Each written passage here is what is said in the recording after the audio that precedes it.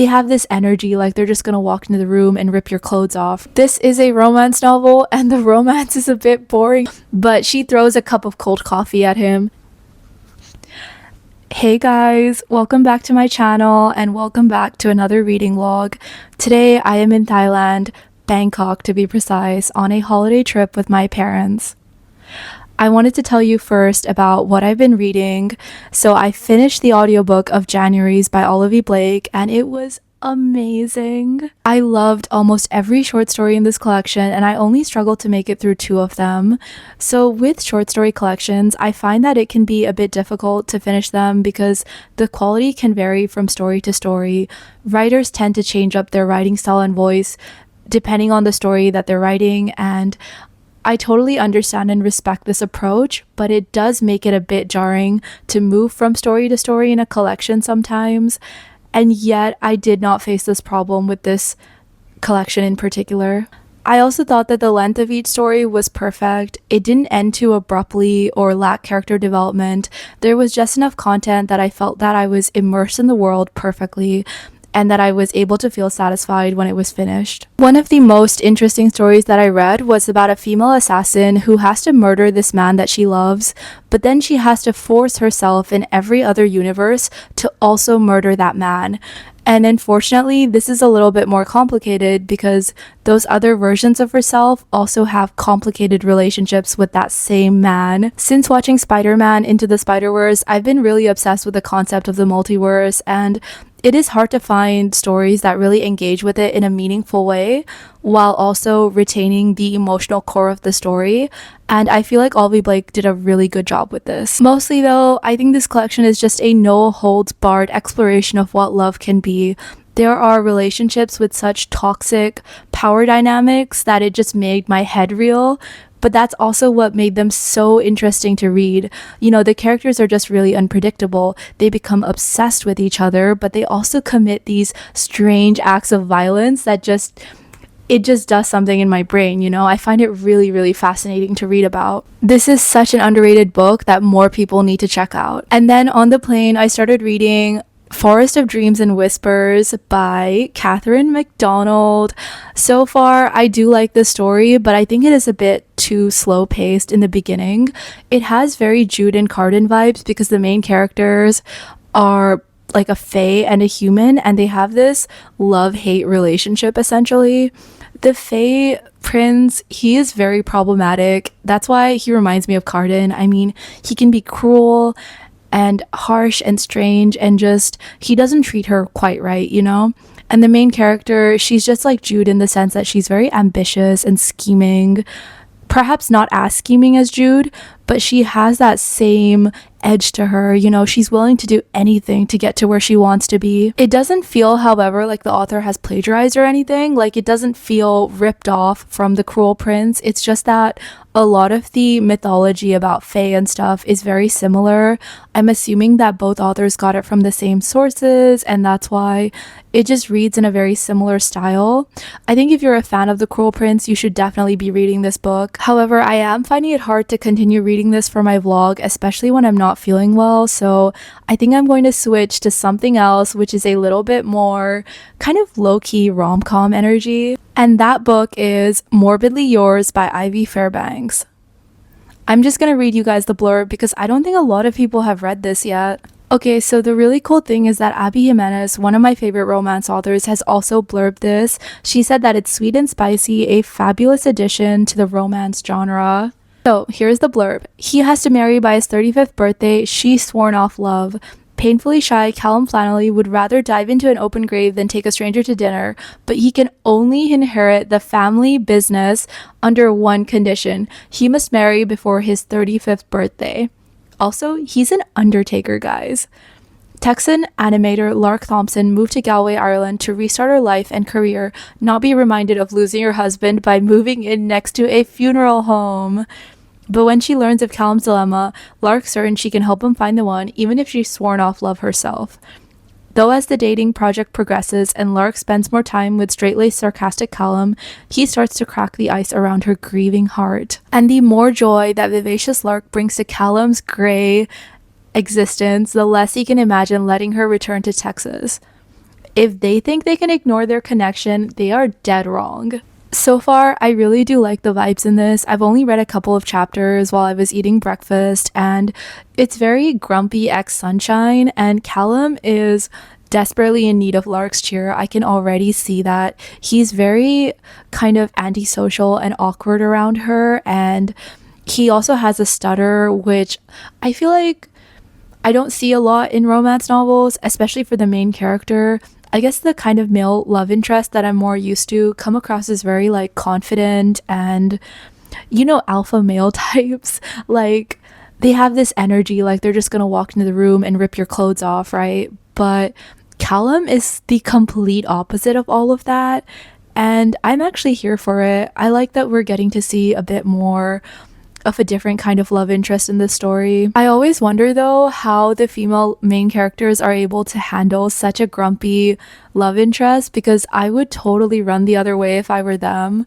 Like I totally hate it when someone is just obviously in a bad mood, but they're kind of taking it out on you, and you know, when they just act like a certain way, it just makes it harder for, I guess, you. Like I feel like life is already hard enough without being around someone who's just so obviously irritated by your presence. Like, but you know what? These characters have a lot more patience than I do.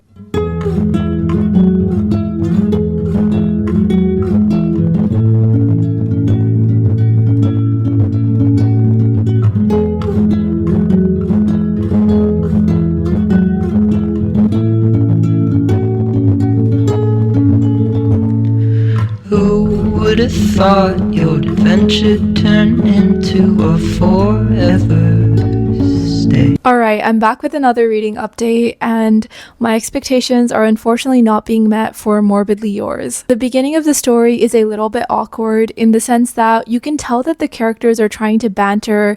The dialogue just feels a little bit stilted. I don't really know how to describe it, but it's just this feeling I get when I'm reading. For instance, it does seem like the writer is info dumping through the narration. A lot of the things that are told to us are just very obviously trying to convey some information about the character's backstory or their trauma, their past, their experiences. I know that this is how writing works, but it's not good when your attention is being obviously drawn to it, and when you're made conscious of the fact that you're absorbing this information. I want this to feel seamless, like we're just experiencing the story, we're living in it instead of being told these things. That said, I do think the short chapters are really good. It makes the story very readable and easy to kind of move through. I like that Lark has some workplace drama where it's helping push her out of her comfort zone. She has a colleague who obviously doesn't respect her, and he's just treating her really crappily. You know, he's finding different ways to undermine her and try to make her look bad. And I also really like the descriptions of Ireland. I've actually never been there myself, so I was really curious to see, you know, what it would be like. But ultimately, this is a romance novel, and the romance is a bit boring at the moment. I hate saying that, but like, I think I expected a little bit more. The love interest, Callum, he's an undertaker, and I am kind of grateful that the author isn't like overdoing the descriptions of what he does in his day-to-day, because I am very, very squeamish, and I just don't like reading, like, seeing those descriptions of you know, when he's sewing up the corpses, and oh, I had to skim a little there, I gotta be honest. But the story only begins that way, where you see a little bit of him in his workplace. Other than that first initial scene, I haven't really seen that much of what he does after that chapter. So I'm not really sure if there's going to be more gory scenes coming up, but like at the moment, I'm doing okay on that front. I confess, I actually got obsessed with a TV show because this book was like not doing it for me. So I started watching Mismatched on Netflix. The season 3 is out, and you know, I'm just gonna read you the kind of pitch for it on Google because I didn't really know how to like sum this up to you guys. So it is a Indian Hindi language coming of age romantic drama TV series on Netflix based on When Dimple Met Rishi. So I actually read that book. It came out in 2017 and I was 17 years old. When Dimple Met Rishi is so cute. I found it to be such a cute premise because basically they meet and he approaches her and he's like, "Oh yeah, my parents want us to get married." And I think he greets her as his future wife instead of saying that his parents are trying to arrange his marriage to her, which would make a lot more sense. Like that's more context, right? But she throws a cup of cold coffee at him because she just like freaks out and thinks he's being really creepy by saying, "Hi, future wife." Because I mean, that is like a really weird thing to say, you know? I don't think I would throw coffee at someone. No, I definitely wouldn't do that. But Dimple is a very feisty girl. Like, her personality is just so bold and intense. Like, she does whatever she wants when she wants it. She's just like the definition of like a strong heroine. And so there's a lot of conflict on that front because like he's offended and Rishi is like a very soft boy TM. Like he just came across as very like golden retriever energy to me. But honestly, it's been years since I read the books. A lot of what I remember about the story is actually based on the Netflix TV show, which I was really excited about because like it's a lot more relatable to me, you know, as like an Indian teenager. Although I didn't grow up in India, so it's not like completely relatable, but it does feel nice to see more representation. And so the premise of the show is actually after being set up by their families, two teenagers strike up a tentative friendship at their summer program. And so in the TV show, they're at this program for people who are really talented and good at like tech stuff, like coding and software. And Dimple is really ambitious. She wants to work in the tech field, and she has this woman who she really looks up to who's going to be potentially letting people into her program. And so, yeah, I'm doing a really bad job explaining this. I'm really sorry. But anyway, season 3 just came out like this week, and I really like it so far. It is a lot more drama than I was expecting, and I say this like it's a bad thing because sometimes it does feel like shows on Netflix just overdo the drama. I think they want to keep viewers' attention. I know we live in a world where everything is so fast-paced and like, I mean, if I'm being honest, even for my own videos, I feel that pressure to make it like snappy and quick because, you know, people prefer TikToks and Reels, right? Like, that's what you hear as a content creator. Like, that's the advice that I've been given from other people. Just like make more short form stuff. And I like long form media. Like, that's what I like to consume. So that's why I'm trying my hand at making these videos. I just think there's too much drama in the TV show because a series of events happens. I don't want to spoil it for you guys, but you know, a major event happens to one of the characters and then another event happens in the next episode, and I think they're just trying to stack up too many things in like a it's just overkill. I do, however, really like that there's some queer representation in season 3. There was some in the previous season as well, but there's definitely more characters who are openly queer, and a lot of the characters who were being very homophobic or just problematic in the previous seasons, they've actually changed and grown a lot, and you really see the character development. I didn't really expect that because I didn't think that they were redeemable, but at the same time, you know, these are teenagers. Like, they are going to make mistakes and screw up in major ways, so it makes sense that they would realize that they've, you know, screwed up and that they need to do better. At this point, I'm leaning towards giving this maybe 4 stars, 3.5 stars. I mean, I would still definitely recommend it. I think the first 2 seasons were more my favorite, but in this season, I'm conflicted. I like the way they captured the stressors of being in a long distance relationship. Like, Dimple is really upset because she wants to spend more time with Rishi, and he's just super busy with his new job, and his boss is very demanding, and he just can't devote that much time to his girlfriend anymore. It makes sense because, you know, he has a lot on his plate, but at the same time, she's depending on him to be her support system and just to like really be there for her when she's struggling with all of these things and with the changes in her life. I feel like it's a very realistic portrayal of what it's like to be in a relationship. I think they didn't idealize love too much. That was something that I was curious about because it is easy to fall into this trap when you're making a romance film or TV show, of just portraying everything as really beautiful and just, everything seems to come so easily to the characters. But in reality, of course, it's much more difficult. Love isn't enough. You need to actually put in the work to sustain a relationship. And you do see that with these characters. They really have to like fight and put in the effort in order to stay together and make this work. Also, something that was nice is that not all of the characters necessarily have happy endings. Like, you see a character falling for someone who's already in a relationship, and it's pretty obvious that those two characters probably won't get together because, the character who's in a relationship is pretty committed. Like, it doesn't look like they're gonna cheat or anything, or at least that's what I thought. But for the character who's falling in love and it's just like an unrequited love, right? I feel like that's just depicted so beautifully because, I mean, how many of us have been in that position where we meet someone and we think that this could be a really beautiful relationship, but they're already taken and it's just not meant to be. But it feels good to have that crush sometimes. It feels good to just engage in those feelings without, getting too carried away because, like, of course, that person is available, but, you can't help how you feel, right? And so that is captured in such a loving and gentle way in the TV show. Overall, I do think I would recommend this so far, but I haven't finished the series yet, so, let's see. And I'm really hoping that there will be a season 4 because I can't get enough of these characters, drama aside, I'm eating it up. Like, I can't stop watching.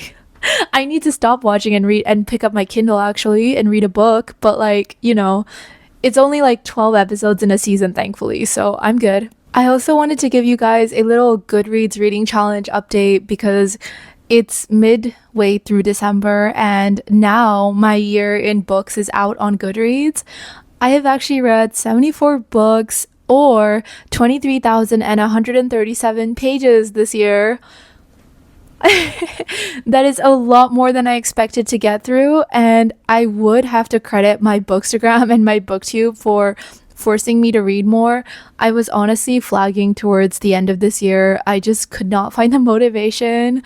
I think the interesting thing is though that I actually read a few less books than this last year, and so I did keep my reading challenge goal at 50 books because I just wasn't sure if I was even going to make it this far, and I'm really proud of myself. I feel like 50 books is a good achievable goal for me at this point in my life.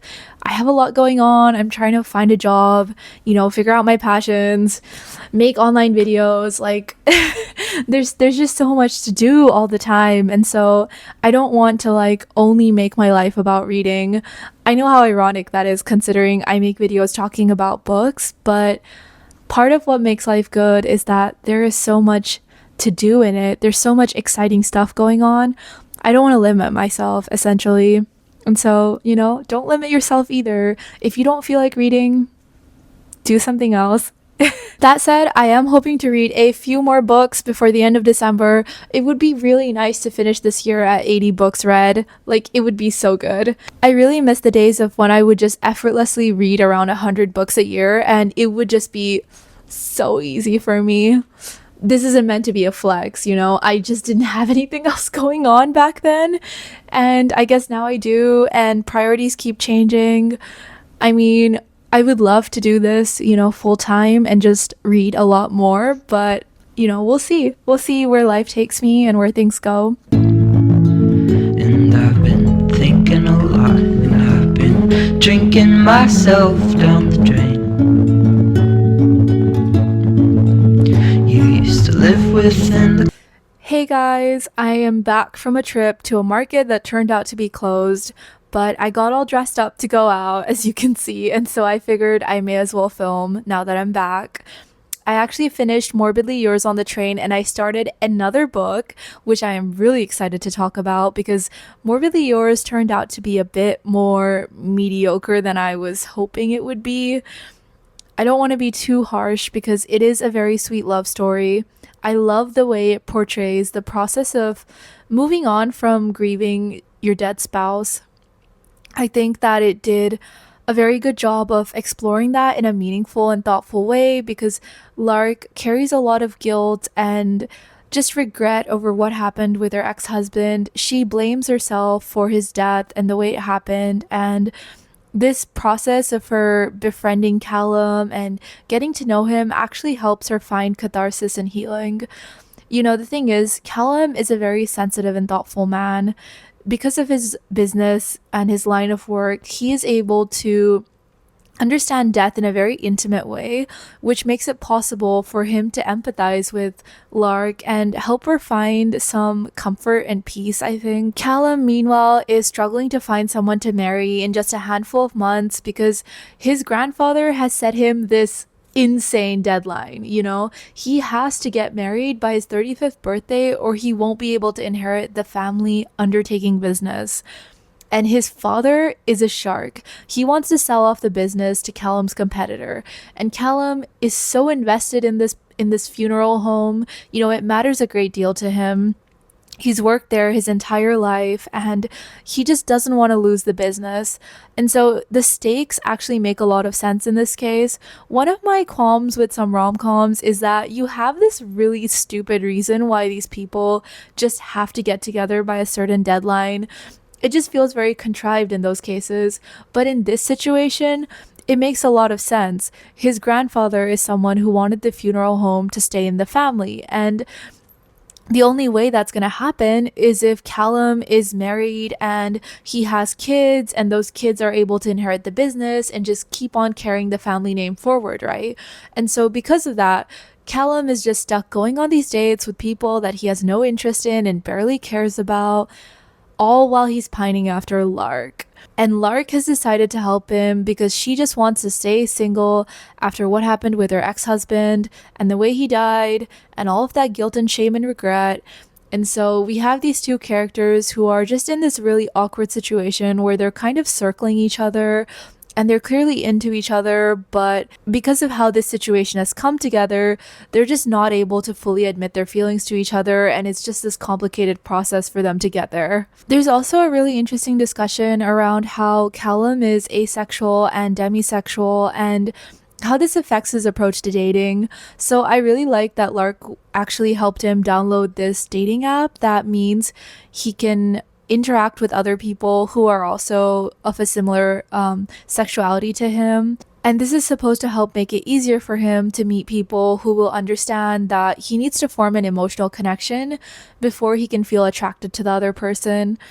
And I think this creates a sense of slowness because he has to take things a little bit more slowly in order to get to a place where he feels comfortable with the other person. And this can be a little hard sometimes in modern dating. For instance, one of the situations he's in is where this woman actually she wants him to kiss her and, she's ready to take that next step physically, but he's not quite there. And I think it makes sense because modern dating is just so intense, like with the dating apps and the swiping culture. There are just so many opportunities for people to meet other people and move on from you, and it's just a very fast-paced environment. And so I think it does make sense for someone like Callum who also has a speech impediment and he has these other struggles with interacting with strangers and just this general social anxiety / awkwardness, which just makes it a little bit harder for him to connect with people. I think that's why it's so beautiful and special that he's able to connect with Lark and feel so comfortable around her. Honestly, as you can tell, there is so much love in this book. I think it was just a subjective thing that it didn't quite resonate with me, and I'm giving it 3 stars as a result. There were just a lot of scenes that I was forcing myself to get through because I was thinking that I need to get to the good parts, but I don't know what these good parts even were in a sense because there wasn't something specific that I was explicitly anticipating.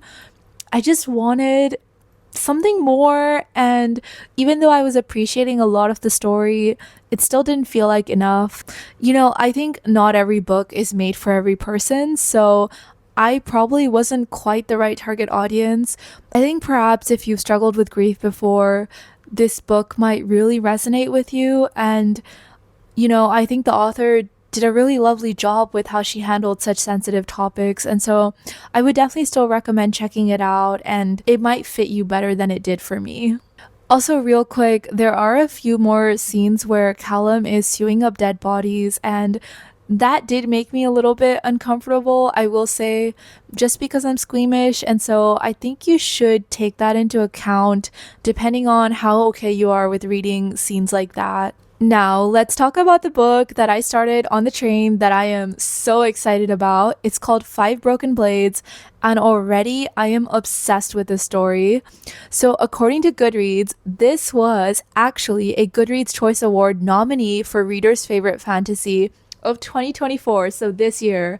That is so crazy. I was actually really excited about the Goodreads Choice Award, but I have realized that I haven't read a bunch of the books that were nominated and won, and so I do want to remedy that because there has got to be a reason that so many people are obsessed with these books. So let's read the blurb.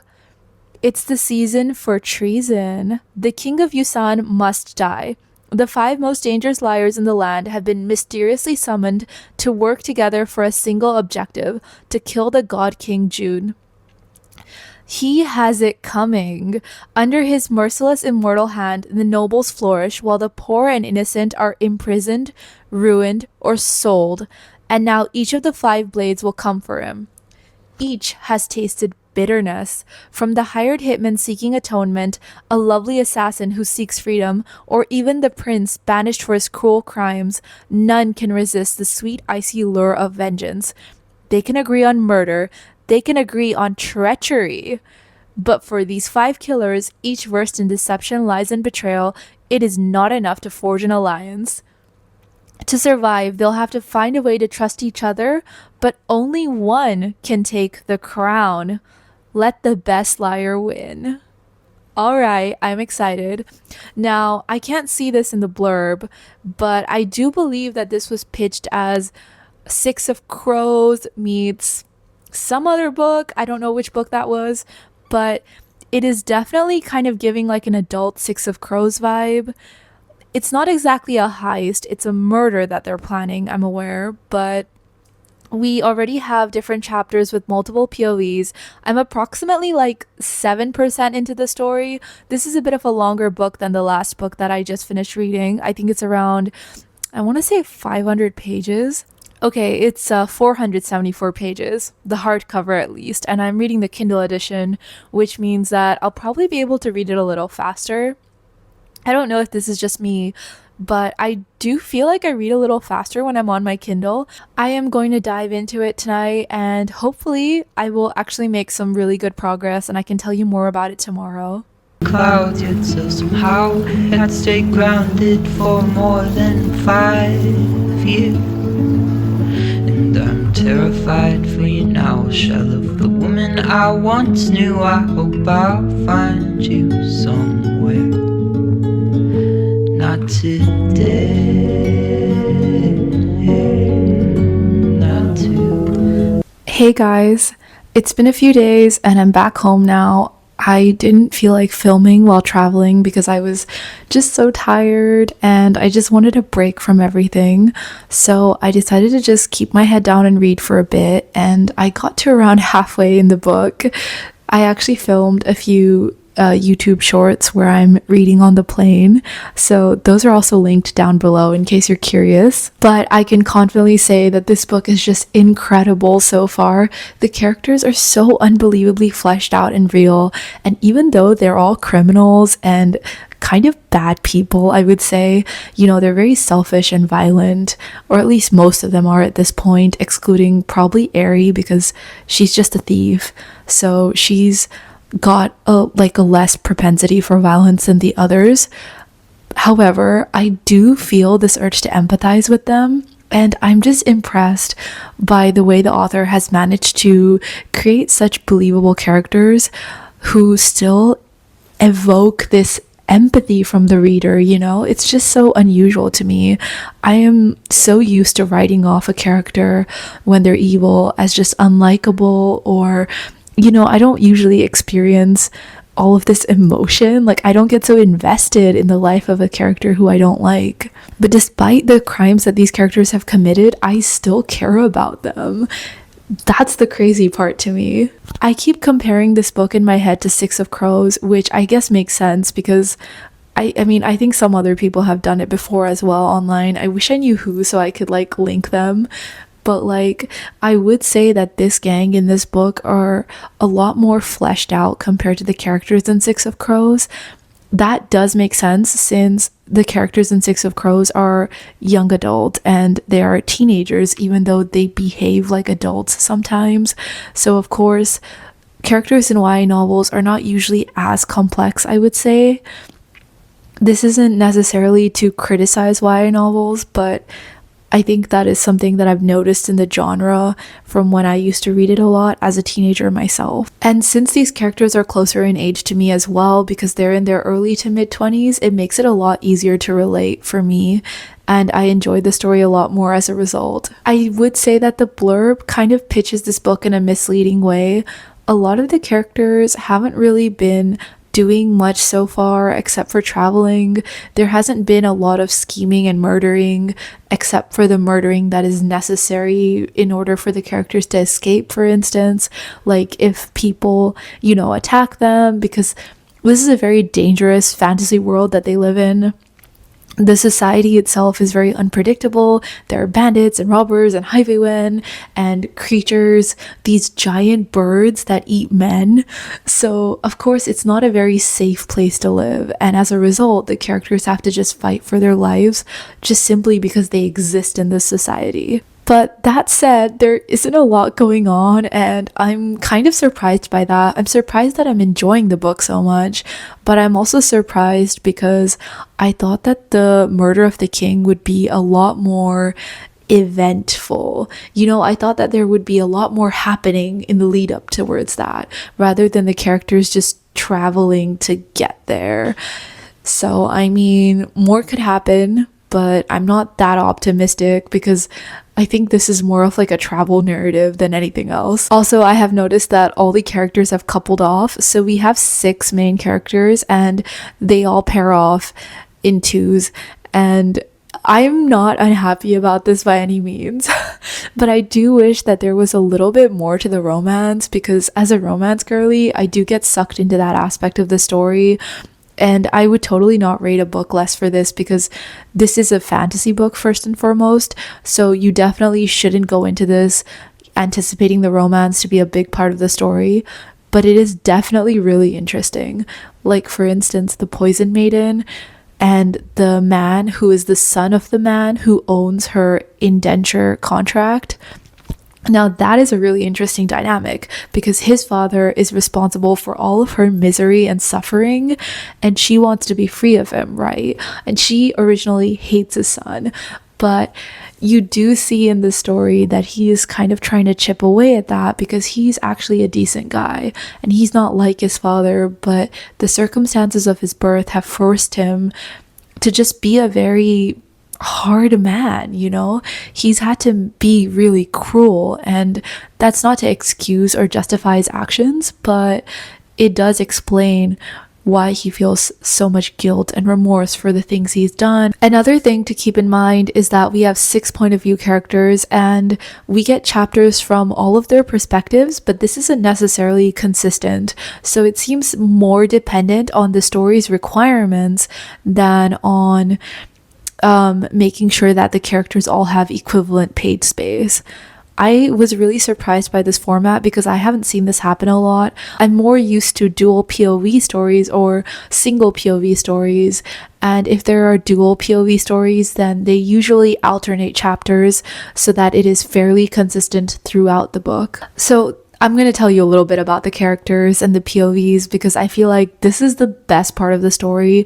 The characters are what make this book truly shine. First, we have Yoon. He is a supposedly dead prince who is very much alive. He was exiled by his brother for committing some truly heinous crimes, and oh my god, I was actually pretty horrified when I found out what he did.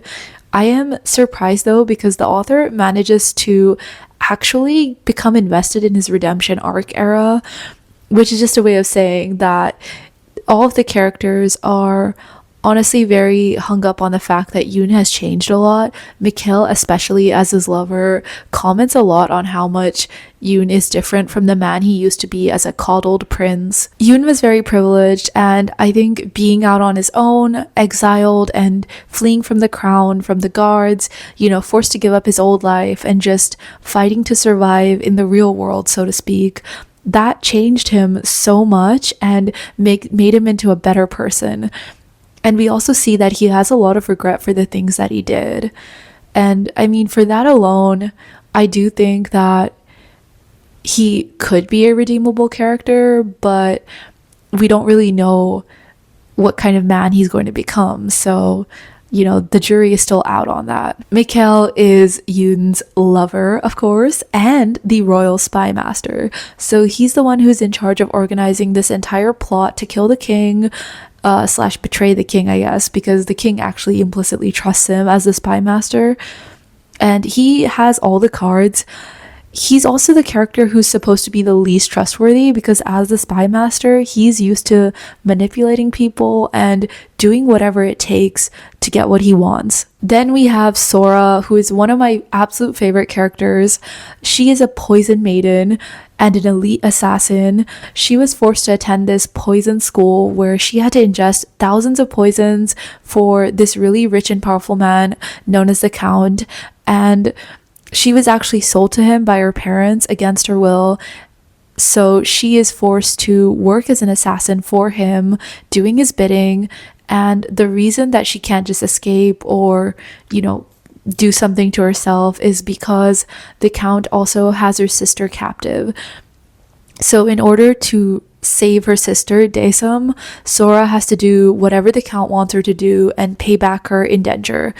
But this contract is really difficult to pay back because she owes him so much money. He's invested so much in her, and then also he paid her parents to take her from them. And so it's just an impossible situation. And he tells her that she will be free if she kills the king. So she decides to go on this long and crazy journey to do something impossible, basically, because this king is supposed to be a god, right? So can anyone kill him? That is one of the big questions of the book as well. Can you kill a god king? Then we have Taeyoung, who is the son of the Count. Honestly, he is kind of just there. He's an extra. Like, I'm not trying to be mean, but he doesn't contribute a lot to the story, but he is obsessed with Sora and, I mean, obviously, into her. So he provides a different perspective on the story, and I guess it just keeps things more engaging. I wasn't too fussed about it. I guess I didn't care that much about Taeyoung, but at the same time, I'm a sucker for a good love story, so I was just like, fingers crossed they get together, like I want to see Sora actually be happy.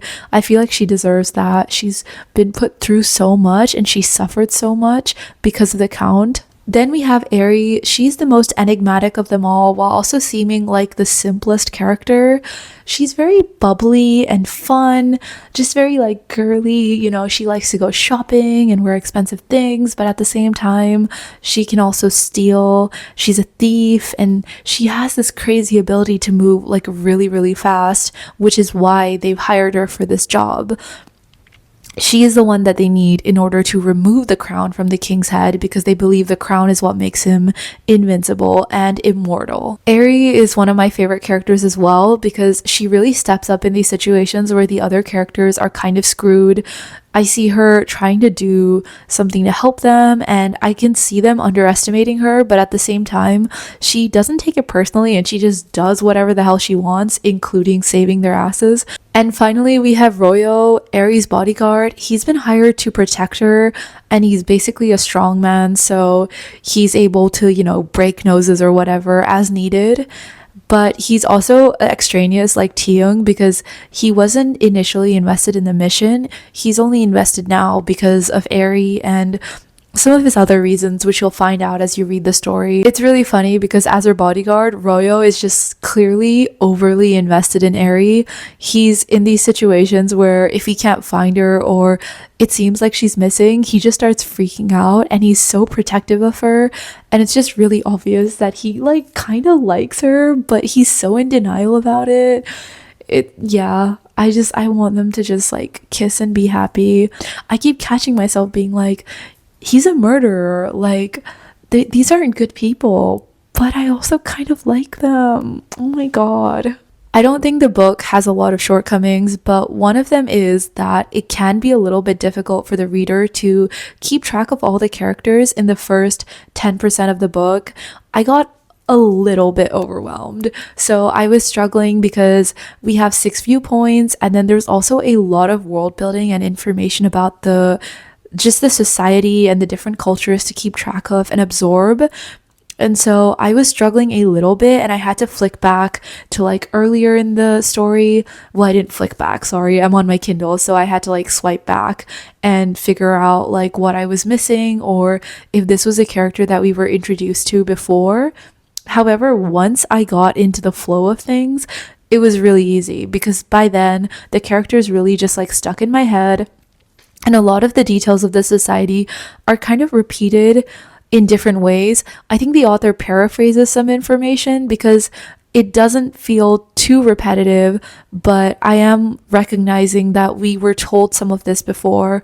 And it also helps that because of the different viewpoints, sometimes the characters will be thinking the same thing and it'll just be phrased slightly differently because we'll hear it from the different perspectives. I also really like that the book is obviously inspired by various Asian cultures and mythologies in Asia. So I noticed that Lord Yama is mentioned a few times, and he is actually a Hindu god. And so I thought it was very interesting to see that reference. And then also some of the ways that the artifacts of the Dragon Lord are described is very reminiscent of Kung Fu Panda. So the Dragon Lord is this mythical person, and so he actually left behind some artifacts that are very powerful and magical, and human beings are able to use these in this book in order to just have more power and control different things. Like, for instance, you know, they can become immortal and also become invulnerable to damage or attacks or assassination attempts, for instance, like the king. I think this is a good place to end this reading vlog. I had so much fun filming this for you guys, and I really hope that you enjoyed watching this video as well. I am going to be reading 5 Broken Blades in my next vlog as well and finishing it there, so please subscribe if you want to hear the rest of my thoughts on this lovely and amazing book. I hope you guys are having a lovely day, evening, or night wherever you are. Please keep reading and take care.